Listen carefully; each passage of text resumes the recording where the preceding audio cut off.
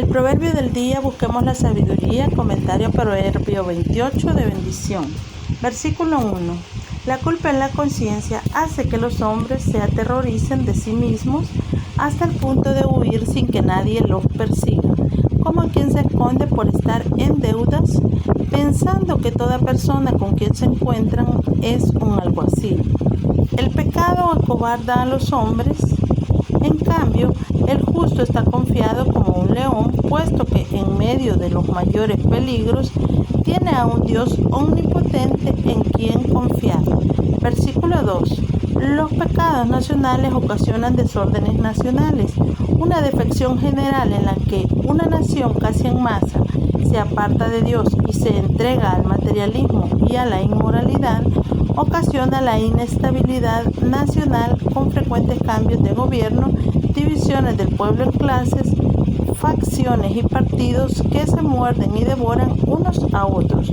Solo una persona de autoridad, honestidad, prudencia y competencia puede devolver la estabilidad al país.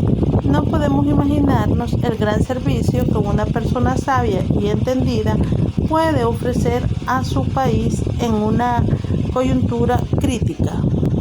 Versículo 3. Quienes conocen con experiencia propia las miserias de la pobreza deberían ser compasivos con los que sufren lo mismo que ellos sufrieron y son bárbaros y crueles sin explicación y sin excusa cuando oprimen y explotan a los pobres y débiles. Los pobres llegados a ricos suelen ser los peores ricos. Compárese con 30:21 al 23. Es como lluvia torrencial que deja sin pan, dice Thompson. Esta comparación ilustrativa es de lo más impresionante. Se funda en un fenómeno que frecuentemente he presenciado y a veces sentido. Una pequeña nube negra atraviesa el firmamento en la última parte del verano o al comienzo del otoño y arroja un tremendo aguacero que se lleva por delante todo lo que encuentra a su paso. Cada verano, las ceras que caen a lo largo de la línea de su marcha de la nube quedan barridas de todo su precioso producto. El ganado se ahoga y los rebaños desaparecen. Versículo 4. Los que abandonan, aunque la conozcan bien, la ley, alaban al malo, al que no cumple la ley, al que la ley condena. Los malvados hablan bien unos de otros y de este modo se fortalecen mutuamente las manos en sus malvados planes, esperando así silenciar el clamor de su conciencia y servir los intereses del reino del diablo. Pero los que cumplen a conciencia la ley de Dios se oponen vigorosamente al pecado, sea cual sea el puesto que ocupen en la sociedad. Versículo 5. Así como el predominio de la concupiscencia en el hombre se debe al entenebrecimiento de su inteligencia, este mismo entenebrecimiento se debe a su vez al predominio de la concupiscencia, formando así un círculo vicioso. Los malos no entienden el derecho, literalmente el juicio, porque son malos. Por su parte, los que buscan a Yahvé ya demuestran con eso que entienden mucho, y esa búsqueda de Dios es a su vez el mejor medio de entender más, hasta llegar a entender todas las cosas. Compárese con Juan 7:17 y 1 de Juan 2:20 y 27, es decir, a alcanzar pleno discernimiento entre lo bueno y lo malo, lo falso y lo verdadero. Versículo 6. La primera parte de este versículo es una repetición de la primera frase en 19:1. La segunda dice aquí textualmente que el perverso de dos caminos, es decir, que obra con doblez tortuosamente, aunque sea rico él. Para un mundo cegado por el diablo, ver 2 de Corintios 4:4, la riqueza con salud es fuente de todos los bienes. Pero el hombre sabio conoce que la riqueza es transitoria y exterior a la persona, mientras que la rectitud de carácter es algo íntimo que enriquece al hombre, le hace aceptable a Dios, le gana el respeto y el afecto de los buenos y le proporciona una mejor vida y una mejor muerte. Versículo 7. Este sencillo proverbio muestra una vez más el honor y la prudencia que la observancia de la ley de Dios dan a un hombre ya desde su niñez, mientras que la amistad con jóvenes libertinos es una vergüenza no solo para él mismo, sino también para sus familiares más allegados. Versículo 8. Lo mal ganado, aunque aumente mucho, no durará mucho. Compárese con 13:22. Por medio del fraude y de la usura, una persona puede amasar una fortuna en poco tiempo, pero no ha de permanecer por largo tiempo en su casa. Para sí mismo acumula riquezas, pero otro mejor que él disfrutará sin tardar mucho de ellas. De esta forma, al parecer tan extraña, la providencia de Dios hace que el dinero mal ganado sea un día bien gastado. Versículo 9. Dios nos habla por medio de su ley y espera que en ella le oigamos y le prestemos atención. Nosotros le hablamos a Él por medio de la oración y esperamos que nos escuche y nos responda favorablemente, pero no podemos esperar que Él nos escuche si nosotros no le escuchamos a Él. Versículo 10. Los seductores que tratan de pervertir a los buenos hasta conseguir que vayan por el mal camino, como en 8:13, esto es camino de maldad, caerán en la fosa que cavaron. Compárese con 26:27. Para otros, al haber sido no solo pecadores, sino tentadores, su condenación será mucho más severa. Mateo 23:14 y 15.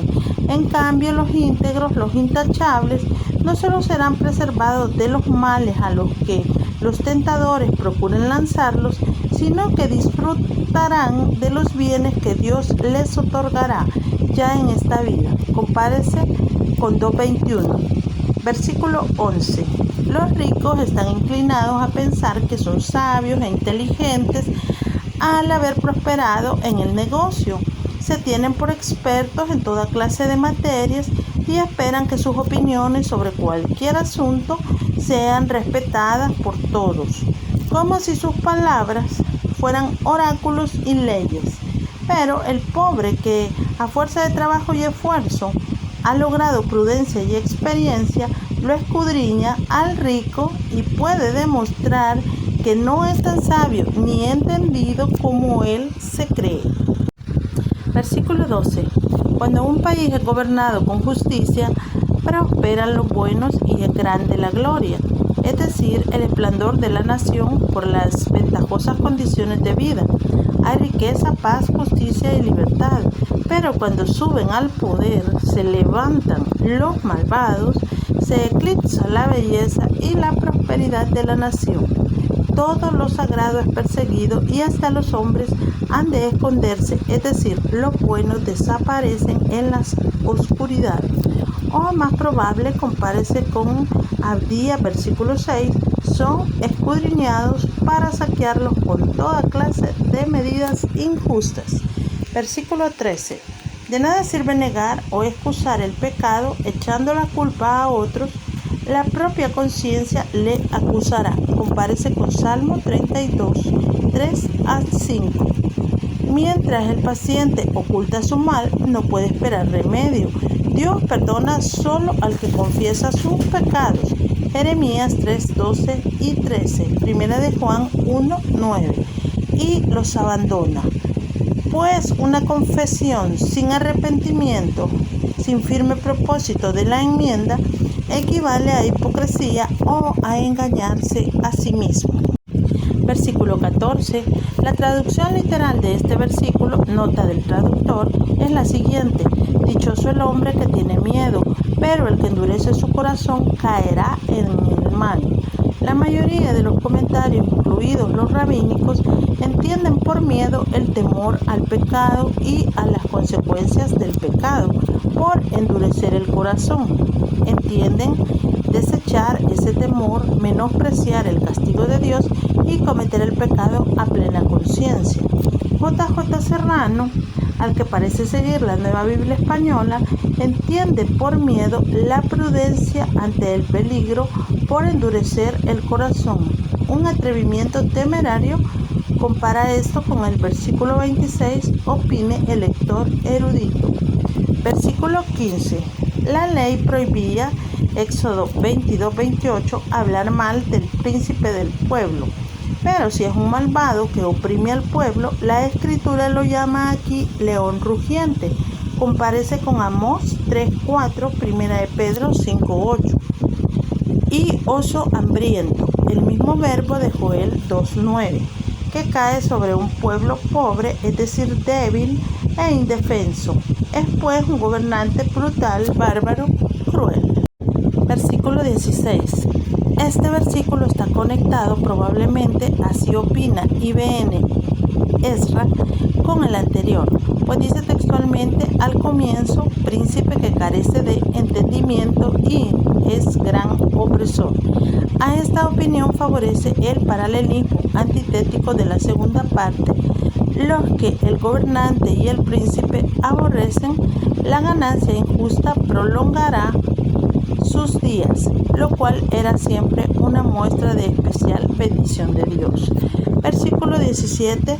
J.J. Serrano, nota del traductor, conecta probablemente, dice, este proverbio con el anterior. Al tirano despiadado, a quien alcanza la justicia de la que huye, no hay que ayudarle, aunque se halle en peligro de muerte, aunque huya hasta la fosa o el pozo. El versículo es oscuro, dice Cohen, parece escrito cuando había cesado de funcionar lo de las ciudades de refugio, números 35. Pero, ¿qué decir del mandato de Génesis 9:6? Aquí no se habla de matar al asesino, sino solo de no ayudarle. Matthew Henry lo compara al caso de Caín, perpetuo fugitivo. También Rashi entiende así el vocablo hebreo por fosa, permanece fugitivo hasta la muerte. Dice, lo más seguro, en todo caso, es que se trata de un asesino que huye del vengador de la sangre. Versículo 18. Para estar a salvo de verdaderos males, basta con ser intachable, ya que quien tiene temor de Dios no tiene por qué temer ninguna otra cosa, ni a nadie más. Su integridad y rectitud le darán una santa seguridad en el peor de los tiempos. Podrán herirle, pero no dañarle. Por el contrario, los falsos y deshonestos nunca están seguros. Versículo 19. Este versículo es muy semejante a 12:11, pero aquí hay una variante que pone de relieve el contraste entre el diligente y el ocioso, pues mientras el primero se saciará de pan, el segundo se llenará de pobreza. Como suele decirse, el primero tendrá para dar y vender, para mantener a su familia y dar a los pobres. El segundo ha tomado el camino de la miseria. Versículo 20. El varón de fidelidades, es decir, el que muestra lealtad en sus transacciones, tendrá muchas bendiciones de parte de Dios y de los hombres. En cambio, el que se apresura a enriquecerse, compárese con versículo 22 y con 20:21 y 23:4 y también con 1 Timoteo 6:9. Por los medios que sean justos o injustos, no quedará impune. Mejor no quedará libre de culpa. No será tenido por inocente por sus vecinos, sino que su prójimo le cobrará desafecto y hablará mal de él. El texto no dice, en efecto, que no puede ser inocente, sino que no podrá demostrarlo fácilmente, pues su afán en acumular riquezas rápidamente puede tentarle a cometer fraude o robo. Versículo 21. Es un error fundamental en la administración de la justicia el tener en consideración las personas más bien que el derecho, hasta el punto de favorecer a uno porque es rico o pariente o del mismo partido, de la misma opinión, etc., y cargar la mano a la otra parte porque es pobre o porque ha sido de distinta opinión o porque ha votado contra mí, etc. Los que son parciales serán perjudiciales. Quienes han quebrantado los vínculos de la equidad aunque al principio solo se inclinen por un regalo de subido precio, una vez que han perdido la delicadeza de la conciencia, se dejarán sobornar a la larga hasta por un bocado de pan. Versículo 22. Salomón muestra aquí el pecado y la insensatez de los que quieren ser ricos a todo trance. El malo de ojos, dice el hebreo, como en 23:6, el ojo malo es el que envidia a los que tienen más. Compárese con Mateo 20:15. No sabe, es decir, no se percata de que Dios le va a castigar con la indigencia. Versículo 23. Los aduladores suelen agradar al principio a los vanidosos, pero a la larga se hacen pesados y despreciables. En cambio, los que corrigen con amor suelen molestar al principio, pero después, cuando el remedio amargo ha producido su buen efecto, pasado el primer momento del mal gusto al paladar, se hacen de respetar y querer. El que grita contra el cirujano en tiempos de Matthew Henry no existía la anestesia de hoy, nota del traductor, por el daño que le hace al escudriñar la herida, le paga después a gusto y se lo agradecerá cuando le ha curado. Versículo 24. Así como Cristo muestra la maldad de los hijos que piensan que no tienen obligación de mantener a sus padres, Mateo 15:5, así también Salomón muestra aquí la maldad de los que piensan que no es pecado robar a sus padres, ya sea quitándoles el dinero o contrayendo deudas y haciendo que las paguen sus padres. El que así se comporta es compañero de los bandidos, pues se porta como uno de ellos. Versículo 25. El codicioso, como correctamente traduce la Nueva Versión Internacional, la frase literal ancho de alma, compárese con 10:3, suscita contiendas a menudo, puesto que debido a su avaricia tiende a apoderarse de lo que no es suyo, con lo que son inevitables las disputas y contiendas. En cambio, el que confía en Yahvé, el que depende de Dios, el que en lugar de contender a favor de sí mismo, encomienda a Dios su caso, Salmo 37:5, será prosperado, literalmente engordado con la bendición de Dios, compárese con 11:25.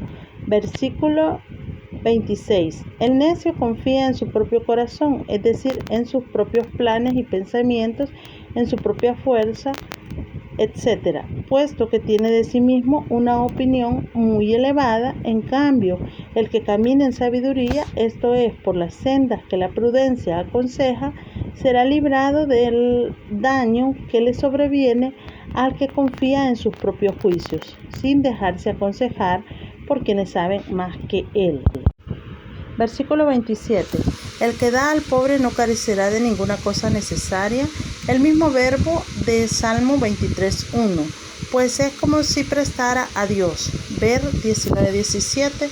Pero el que aparta sus ojos, compárese con Lucas 10:30 al 32, para no ver las miserias ajenas, temeroso de que los ojos le afecten el corazón y le arranquen alguna muestra de compasión, tendrá muchas maldiciones, pues Dios y los hombres le maldecirán.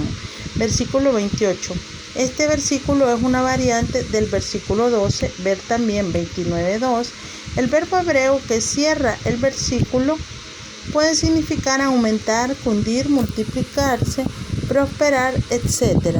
El verbo que mejor cuadra al contexto conforme al paralelismo, compárese también con el versículo 12, es prosperan, triunfan.